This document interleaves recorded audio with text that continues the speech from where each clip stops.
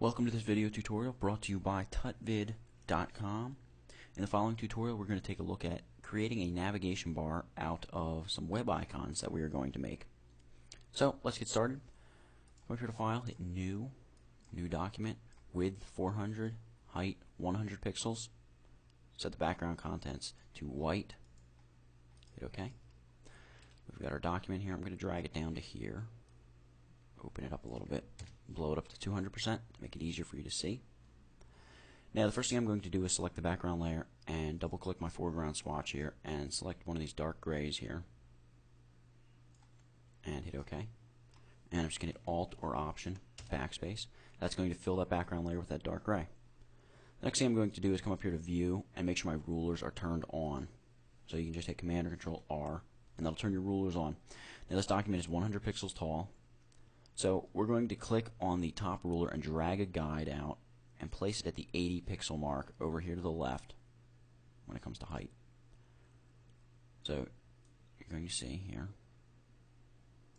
There we go. I've got a guide placed now at the 80 pixel mark. I've got my guides set to light blue so I can see them easily against this background. Alright, let's get started. Create a new layer. Double click the name. Name it Icon Base.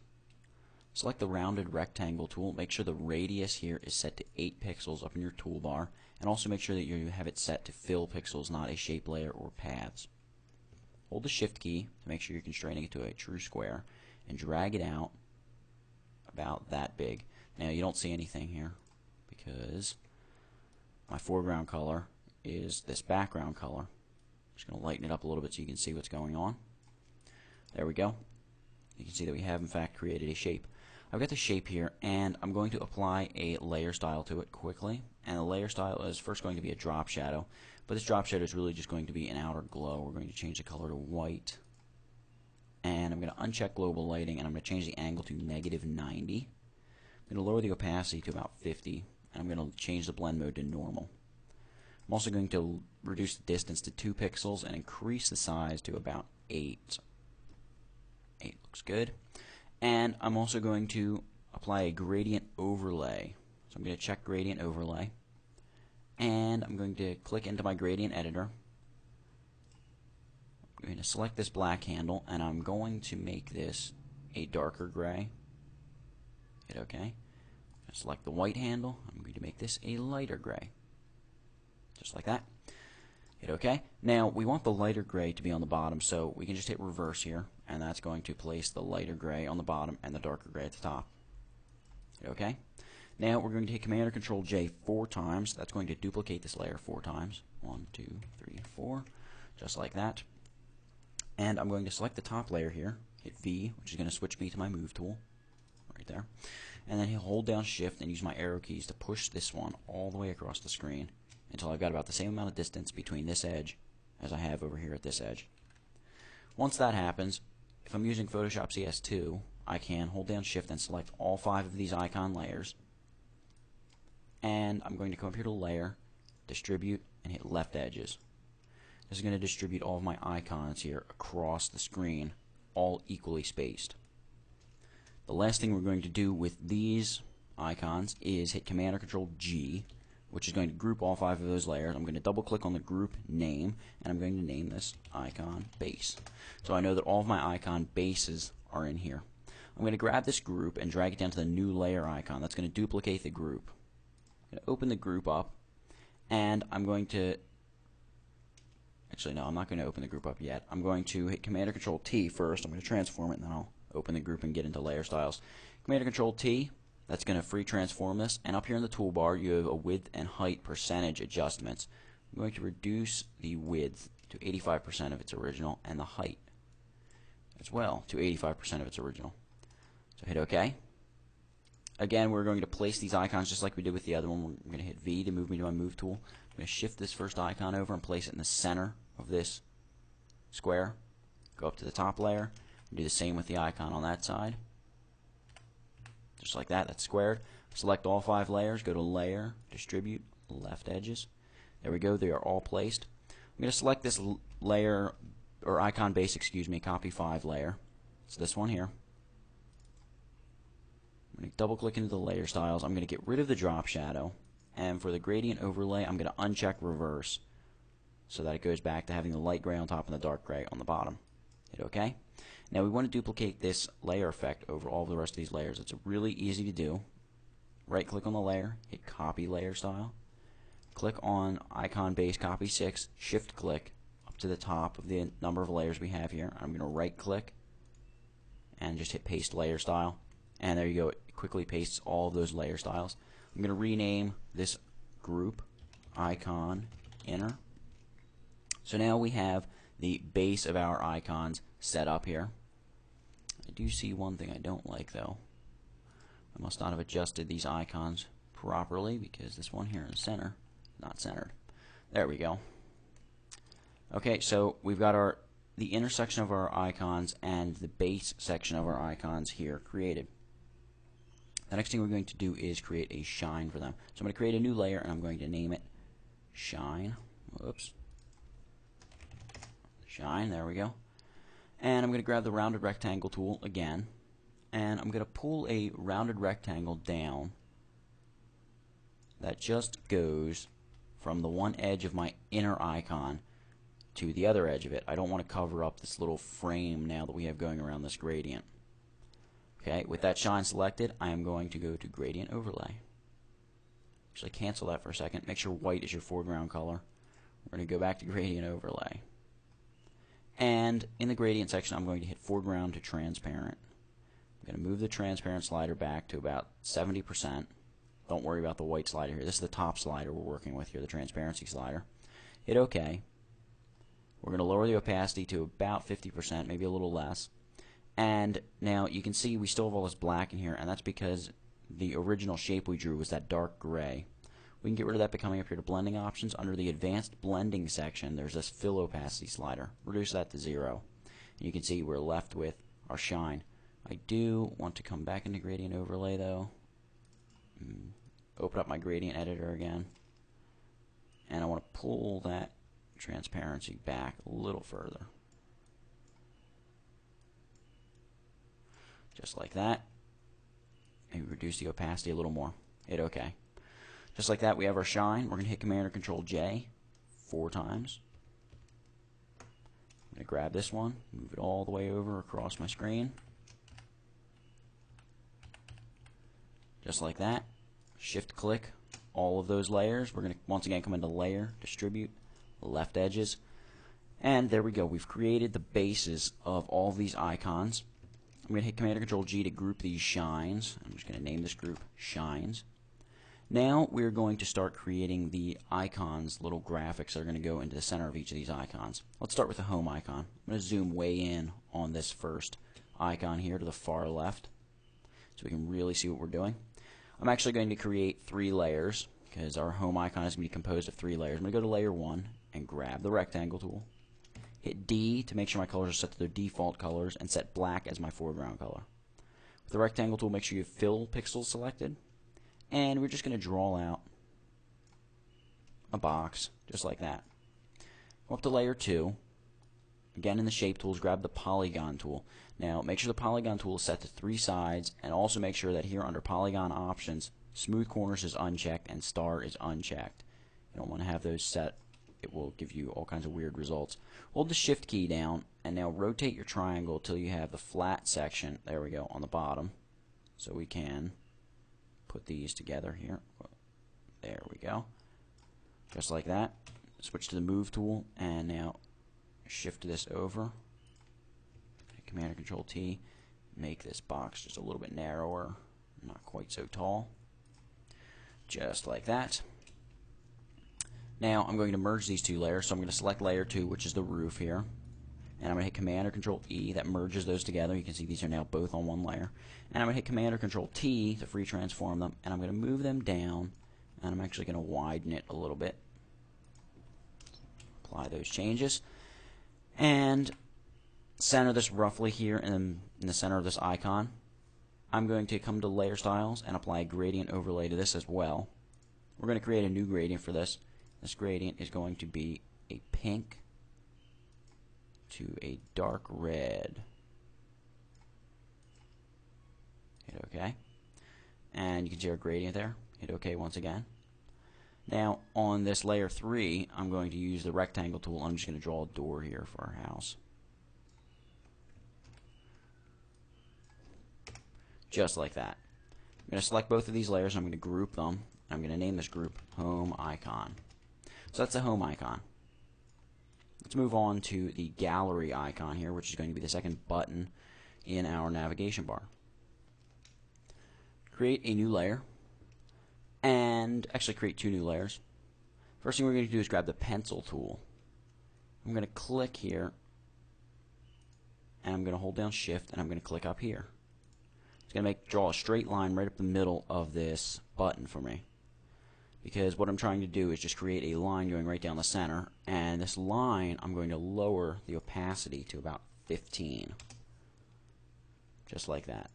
Now on layer 4, I want to create 4 little boxes. So I'm going to use my rectangle tool, and I'm going to draw out a rectangle. I'm going to hit Command or Control J, and I'm going to hit V. That's going to switch me over to my Move tool. I'm going to drop this rectangle down to about right there. I'm going to hit Command or Control E to merge these two layers. So now both of our rectangles are on one layer, and I'm going to hit Command or Control J to duplicate that. I'm going to hit V again and just shift these over toward the right, just like that. And I'm going to merge that layer. So now all of our rectangles here are on one layer. I am going to click on this little F icon here in the home icon layer. It's the layer style, that is affecting our home icon here. I'm going to hold down Alt, and I'm going to click that F icon, and I'm going to drag it up to my layer 4 here, which is my boxes. And you're going to see it's going to duplicate that layer style quickly right up to layer 4. I'm going to edit that layer style just slightly. I just want to angle this gradient a little, just like that. And there we go. We've got our gallery icon created. I'm going to shift click these layers and hit Command or Control G, and I'm going to call this gallery icon. One other thing I want to do is keep the shines group on top of our groups here. What that's going to do, whoops, I just dragged it into the gallery icon. You don't want to do that. There we go. When the shines are on top of all of your icons, you're going to see our shines are now affecting our little icons. So the shine is affecting the very top of the house and these upper gallery boxes here. We're going to come on to the third box here, which is the contact button. We're going to select the rectangle tool, and we are going to draw out a rectangle here. We're going to create another layer.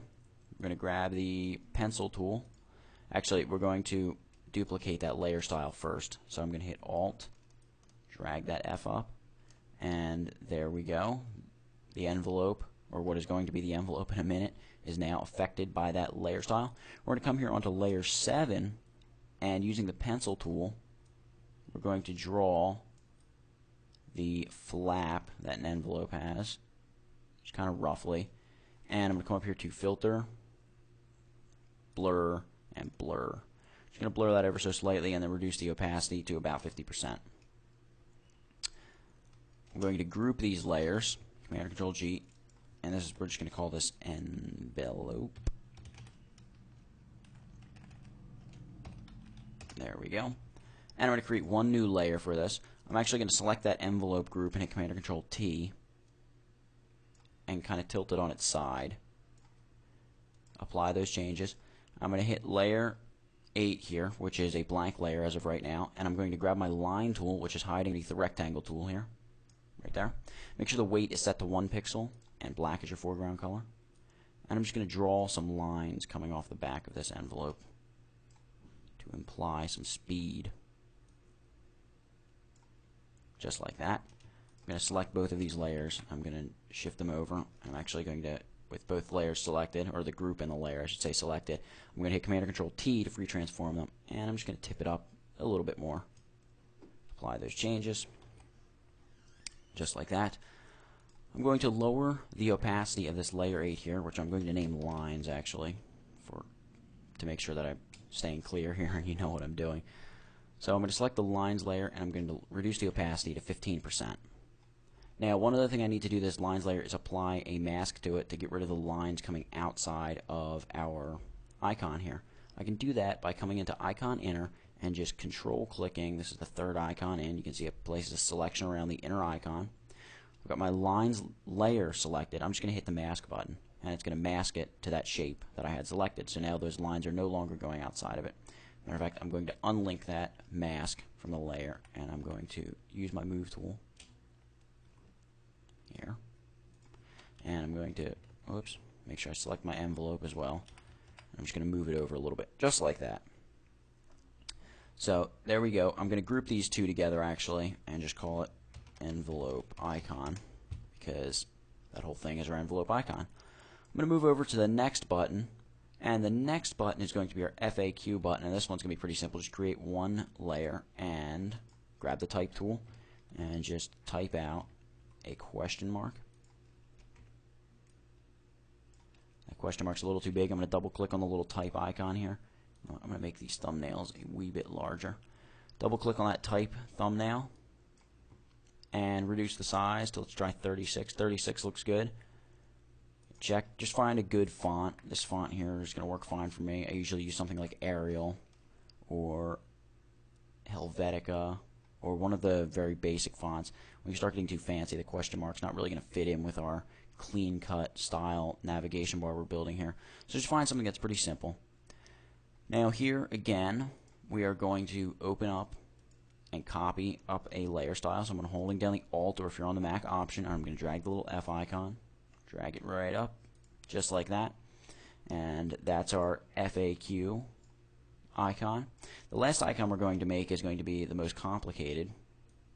This is going to be the network icon here for this navigation bar. And we're going to start out, well actually let me place this type layer into a group and just name it FAQ icon, just to get that out of our way. I'm going to create a new layer. I'm going to grab the pen tool. Now with the pen tool set to make paths, I'm going to click in the bottom right hand corner of this icon, and then I'm going to click again in the top left hand corner, and I'm clicking and holding, and I'm just going to pull out an arc that just runs just like that. I'm going to come over to my paths palette, and you can see I've got this work path here. I'm going to click and drag that down to the new paths button. That's going to save that path. I also want to duplicate this path, so I'm going to drag it down to the new paths button again, and I'm going to grab my direct selection tool, which is sitting right above the path tool, and I'm just going to make a selection around the top left hand side of this path. Now I'm working on path 1 now, or path 1 copy, excuse me, not path 1. I'm going to hit shift and press the down arrow key, and you can see it's changed my path. My path is now going to a lower point. So I'm going to duplicate this path, use my direct selection tool, select that same anchor point, hit shift and the down arrow key to do that again, and I'm going to repeat the whole process once more here, just like that. So you can see that I've got this path, but if I go up to that path, it's a slightly higher, and that path slightly higher, and that path is the highest. So I'm going to come back to my layers palette, make sure I have this layer 8 here selected, and I'm also going to make sure my brush tool is set to 1 pixel and 100% hardness, and I'm just going to stroke this path, stroke that path, stroke that path, and stroke that path, deselect the paths, and here in the layers palette I have all of these lines on one layer. I'm going to hit Command and Control J to duplicate that layer, and I'm going to hit Command and Control T to free transform the layer. Now if I right click on my free transformation here, I can go down to the bottom and flip this horizontally or vertically. I want to flip this horizontally, or apply those changes by hitting that little check. Now hit Command and Control E to merge these two layers together. I'm going to open up my FAQ icon, and I'm going to drag up that layer style, just like that. And I actually want to edit this layer style just a little bit. Down in the gradient overlay, I want to make sure this is set to about 90. There we go. Just like that. And we have our network icon. So there we go. We have all these buttons with all these icons in them. I'm going to group that network icon into its own group there, just to keep it out of the way. Now, the last thing we are going to do, well, actually we're going to do a couple little things, but the next thing we're going to do is put some text at the bottom of these buttons so people know what they're clicking on. I'm going to create a new layer. Actually, I don't even have to create a new layer. Just by using the type tool, it's going to automatically create a new layer for me. And I'm going to type out network. We're going to work with the network button here, even though I just put this type all the way on the other side of the screen. Network. Change the color of this type to white.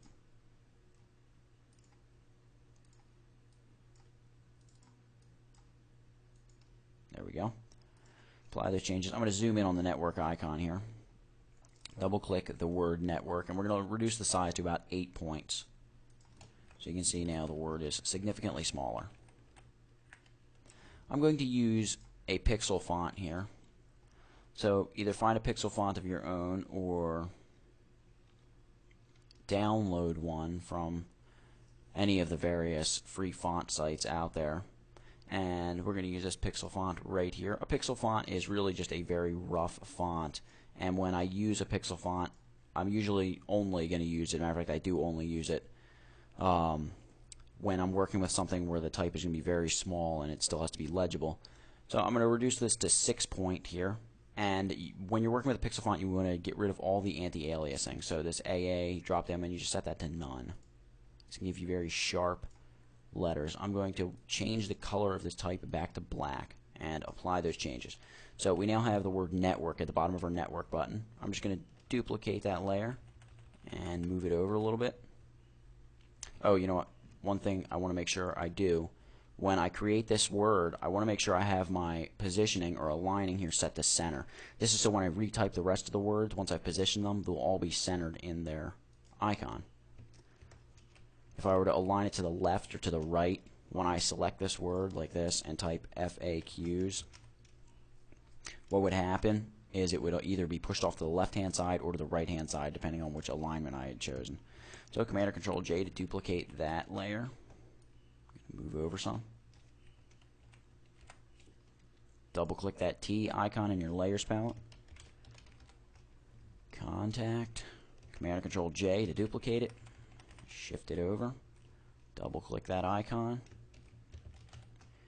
Gallery. And then last but not least, Command or Control J once more. I'm just hitting V, which is the hotkey for my move tool, and I'm just shifting it right over. Double click that little icon again in your Layers palette and type out home. Alright, I'm going to select all this text. I'm going to hit Command or Control G, and I'm going to double click that layer, and I'm just going to call this labels, because those are all the button labels. Now, we're going to do two last things here. First of which is create a new layer right above the background layer. As you can see here, we got layer 9. Grab your rectangular marquee tool and make a selection that goes from just covers about half of your buttons as far from width to height, or from top to bottom, excuse me, width to height, from top to bottom. So you're going to make a selection that's about that size there, if you can see the size of my selection. And I'm going to come up here to select, and I'm going to hit feather, and I'm going to feather this by about 10 pixels. I'm going to hit OK, and I'm just going to fill it with white. So now we've got this glow behind our buttons. I want to reduce the opacity of that glow to about 75%. Yeah, let's make it a little lower. Let's try 50. There, 50 looks good. And one last thing we're going to do here is create a reflection, for these buttons. I'm going to do that by selecting all of our groups here and dragging them down to the new layer icon. So I've just duplicated all of my groups, so you can see my layers palette has gotten significantly larger. I'm now going to right click on these groups and hit merge layers, and I've now merged all of those groups into one exact duplicate of all of these buttons. I'm going to drag this down to the bottom, so now this is just sitting right above this background glow. Matter of fact, I'm going to name that layer glow. And I'm going to hit Command or Control T to free transform them, and I'm going to right click on that, and I'm going to hit flip vertical. Apply those changes. I'm hitting V to move back to my move tool. I'm going to nudge these down and just set them right below them, just like that. I'm going to hold down Alt or Option, and I'm going to select Apply Mask. So now they disappear because we just applied a black mask. I'm going to grab the rectangular marquee tool and make a selection that goes 4 or 5 pixels above our guide and goes all the way to the bottom of the document. I'm going to grab the gradient tool, make sure it's set to black to white gradient. And as long as black is the color over on the left, we're going to click down at the bottom, hold down Shift to make sure you're drawing a perfectly straight line with the gradient tool, and just draw up to just a couple pixels below our guide. And you're going to see, I just hit Command or Control D, which deselected. What that did was it fades now our icon reflections out. So they start at 100% opacity and they disappear. I have a entirely other video you can watch on masks. But that's what's happening here. We're going to select this layer, and we're going to reduce the opacity to, let's try 35. And 35 looks good, just like that. So, just like that, we have created a navigation bar. This navigation bar is ready to be sliced up and exported and used out on the web somewhere. I'll reduce it back to 100%, and that's what it would look like if you saw it on the web minus that guide. We can get rid of the guide by coming up here to View, Clear Guides, and that's what it would look like right there. So that's it. We've created this navigation bar and made these web icons as well. I hope you learned something from this one. I hope you enjoyed it, and please go check out the site. The site is www.tutvid.com. Thanks for watching.